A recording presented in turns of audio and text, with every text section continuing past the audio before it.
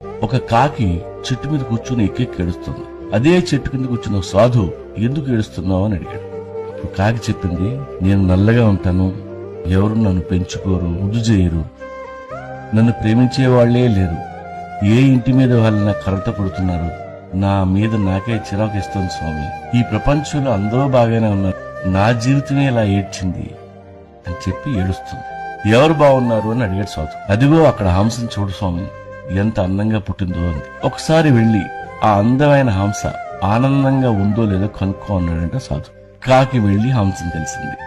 అప్పుడు హంస అన్నది, నాది ఒక అందమైన తెల్ల సున్నం కొట్టి దేవుడు నన్ను ఇక్కడ పడేశాడు, ముగుడు తెచ్చిన ముండలా ఎప్పుడూ ఈ కొలంలోనే తిరుగుతూ బతకాలి, ఆ మఖాం చూడు ఎంత అందంగా పుట్టిందో అని హంస ఏడ్చింది.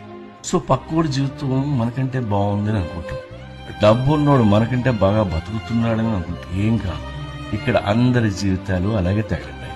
అందరినీ పుట్టించిన దేవుడు హ్యాపీగా ఉన్నాడో లేదో ఎవరికి తెలుసు. కాబట్టి ఎవడి కష్టాలు వాడి. ఆ కాకిలాగా మనల్ని ఎవడో లవ్ చేయకపోతే ఇంకా అదృష్టం, ఇంకా ఆనందంగా బతుకుతాం.